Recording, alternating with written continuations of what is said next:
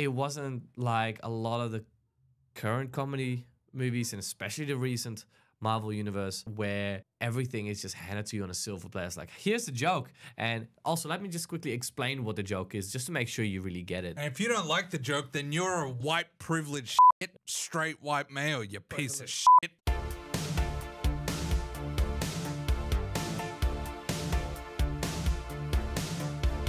Hey everyone, and welcome to another episode of Movies Worth Seeing. Today's episode, should we do a spoiler talk or should we just like free flow? I reckon we can do a spoiler-free first half and a spoiler second half. Okay, so here's our spoiler-free movie review of Deadpool and Wolverine. Starring Ryan Reynolds, who is single-handedly just saving the entire Marvel Cinematic Universe at this point. He's not coy about it either. I wouldn't be coy either. He's like, just owning make that good movies. It's not that hard. Just like make movies that the audience wants, and then somehow they end up really good. Who would have thought? What were your thoughts going into this of what you thought it was gonna turn out like? I was excited. Marvel, Disney, they're at the low point. This is your like chance. with the Marvels, Eternals, all the Captain Marvel, Captain Marvel, all Marvels. the horrible flops that are having. Except for Spider-Man, that was the last good one. For the rest, since Avengers, Shit, that everything's feels like been it was terrible. ages ago, dude. It feels like it's been ages, but that's the last good movie they've had. After that, it was just flop after flop and wokeness after wokeness. And I was just very hopeful going into this movie, knowing it is Deadpool. It's like, no, f it. You're coming here to be entertained, and I'm gonna do that for you. That's what you got to see Deadpool for. Not for the story, not for the inspiration or the hopefulness of it. You're going there to be entertained. Yeah, this wasn't like making social commentary on like political wars happening or mentioning of the presidential candidates or any bullshit. Exactly. I'm gonna come. Oh. It was just a fun kind of movie that we could lose ourselves in, and somehow, I don't know how Ryan Reynolds manages to do it. The guy must have some awesome pull power. Well, after the first or second Deadpool, I think they're all his dick there. Yeah, so he could just walk in and be like, you know what, I'm going to just say this. We're going to write this bit of dialogue where we just tell Kevin Feige to suck our dick. And they'll be like, give him what he wants. Just do it. You honestly get the vibe that he could just get away with anything. He could just pitch whatever he wants at this point because he's got carte blanche to do whatever he wants because they know the first two were so successful. Yeah, pretty much. The creators of this movie are such hardcore fans. They know what the audience wants. And that's why you got all the freaking cameos. A bit too much in my opinion sometimes because it took a little bit away, but... Yeah, I felt it was a bit too much. But it's so good though. It makes you feel good because like, oh my God, it's that guy. Fuck. It's awesome. I think where the movie was losing me a bit was when it started going into its whole multiverse stuff, because now the multiverse just means anything can be done. And South Park made fun of this shit in their specials where they just said, oh, well, it's a multiverse, like nothing has consequences and anything can happen and it doesn't have to make sense, which is essentially what this movie did. Its main plot comes from this idea of just Wolverine's meant to be dead. Wolverine was dead in Logan. Nah, I'm just gonna grab another Wolverine from another universe that we have no emotional connection with, and we don't know what he's achieved, what he hasn't achieved, and we're learning it as the movie goes. So they're relying on the multiverse, but then in the climax of the whole movie, you just see Deadpool, Ryan Reynolds just stops the whole thing. It's like, stop. Can't we just stop with the whole multi-universe thing? It's just been a miss after miss after miss after miss. Yet they're doing it themselves. Come on now, dog. Yeah. It's a bit of a hypocritical move. This is something that I noticed with, I think I noticed in other Deadpool movies or other movies that are like very meta. I always come back to, is it witty and smart if you're just acknowledging this thing is really shit, but we're going to do it anyway? I think it's like a fine line. It's kind of like a loophole. Okay, Madam Web. Let's go back to Madam Web. And if you haven't seen the Madam Web podcast, please go and do so. It's cringe. Very. Madam Web. It was so full of cringe. But the characters in the whole movie is trying to take itself serious, which makes it even more cringe.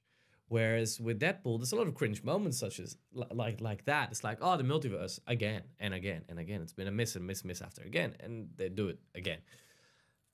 But the fact that they acknowledge it, it kind of tells the audience, like, we know how you feel. It's not that we're trying to butter you up with like this inspirational movie such as Madam Web.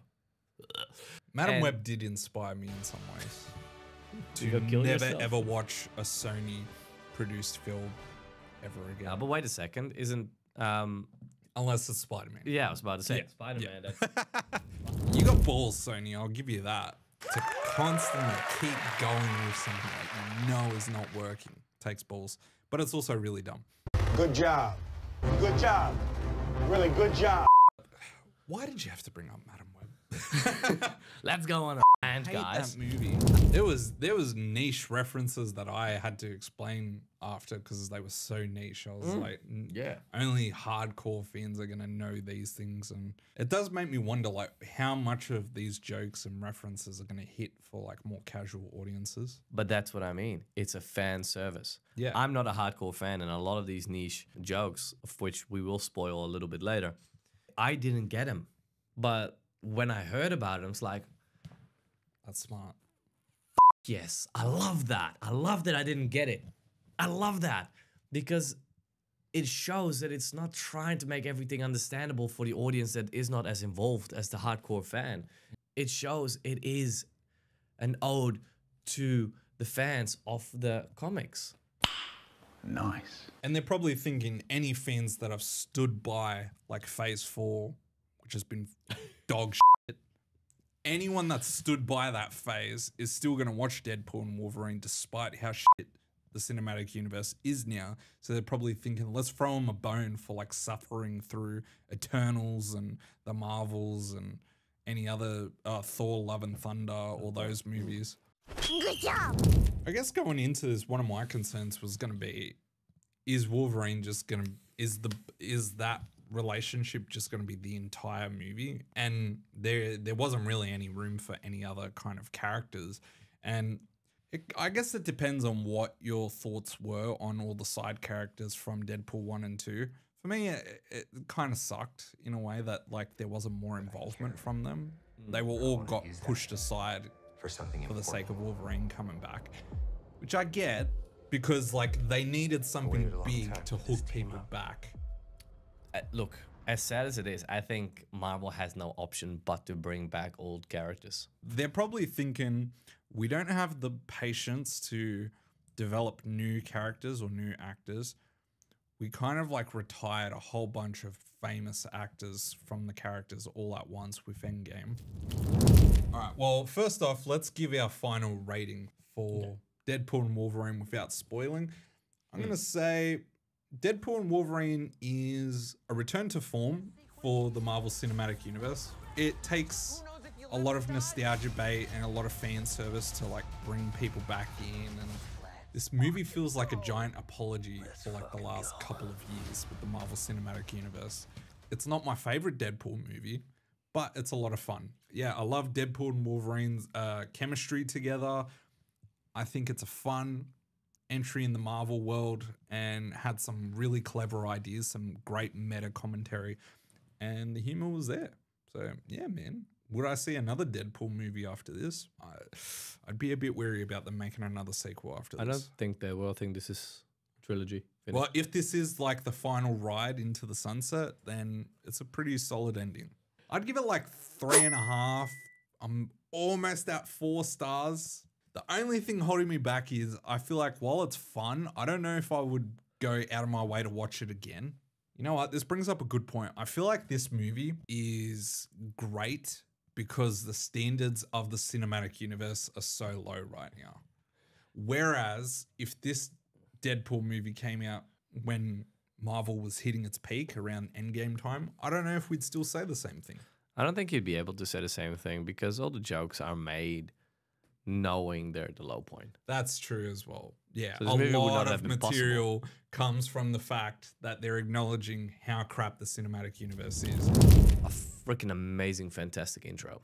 And I just love they find a metal skeleton and it just beat the shit out of a lot of TVA agents with the rhythm, the music, the effects of it, the mockery. It was just, I thought it was brilliant. You cracked up, you cannot lie. This guy was laughing his ass off for half the movie. That is a testament, even though he laughs easily. But point just put your pants down and I'll start laughing right now. Ha ha ha. Okay, spoiler talk. Wait, I haven't even given my stars yet. Hurry the fuck I up. only talked about the intro credit you took over, you little dick. Haha. I think 4 stars. The plot is not why you go to see the movie. And like you said it perfectly, it's an apology for the last few years of absolute rubbish from Marvel. Based on that, I think they did exceptionally well. It was funny, mocked the whole culture. There was so many layers to it. A lot of the niche jokes, like we were saying before, I didn't get them. But then reading about them later or hear you talk about it later, it's like, oh my God, that is brilliant. And it keeps me thinking. I am soaking wet right now. Now to get into spoiler territory. Your little cinematic universe is about to change forever. Fuck, where to start? The dog joke. It's too stupid, man. Some of the jokes in this movie, I'm like, that was too fucking dumb. And like, fuck, it's not that funny. I thought, come on, it was funny. Yeah, the first time. and the second time, I was like, okay. But then third, fourth, fifth, I'm like, fuck this dog off. Fuck it. When it came to the cameos were brilliant. Seeing Wesley Snipes back as Blade and say like, I'm the one and only Blade, when we know that Marvel's been doing all this bullshit to try and get a new actor to play Blade in a new movie. Which is so dumb, because the guy's in shape. He knows what he's doing. He would be able to pull it off and just get so much. I don't know why they're trying to recast these things. And that's exactly why they're driving mockery out of it. And also, that's the good part. All the fights between Deadpool and Wolverine, they're fun and it's great fan service, but after a while, you're kind of like, I know you guys can't die, so where's this going? This is just kind of like flashy shit. Okay. Yeah, that's a good point. Yeah. I agree. Okay, 2 reasons why I hate the villain. Number 1, I don't understand who the fuck she is. They say she's the twin of Professor X. Number 2, you have no idea what her motivation is. She's just generic villain that wants to destroy this MacGuffin. So silly. I don't give a fuck. I don't care. She could just easily kill Deadpool and Wolverine in 2 seconds. You've established that she has too much power. She's super overpowered, so she could easily kill them. She does have one really cool, visually stunning kind of power that I've never seen before. A hand? Where she's like finger f***ing a guy's face with her fingers, and it gets really weird. And the joke you told me from Elektra, that her ex-husband is not playing. Oh, yeah. It's just so niche that and is it's so good. niche. Channing Tatum as Gambit was fucking amazing. I was like, dude, give me a Gambit movie. I'd fucking subscribe to that. X-23, that's her name. Logan's daughter. She had one heartfelt moment with Wolverine, which was absolutely needed because they never actually had a good send-off to get. Like, they did. You had to from the do movie. that after Logan. Like, Exactly. Because everyone would be like, whoa. But even though at that's the not same time, it's a different Wolverine. It's a different Wolverine as well. But still, that connection, it could have been so much more interesting. Not to make the scene any longer. Just a little bit more layers, a little bit more depth. A bit more interesting choices there. And then just, it was supposed to be heartfelt, but it really wasn't. That's so interesting because she was really good in Logan. She was amazing. Look, is it the same actress? Yeah, it's the same actor. Well, Michael's got some interesting and exciting news. This is the last time we're doing the podcast in this room. Thank No more So- dog barking in the back? Unless there's a dog barking at my other home where I'm moving. Yeah. Hope not. The next time we do this will be in a very nice cinema room, Exciting. which hopefully will block out all the noise from the outside world.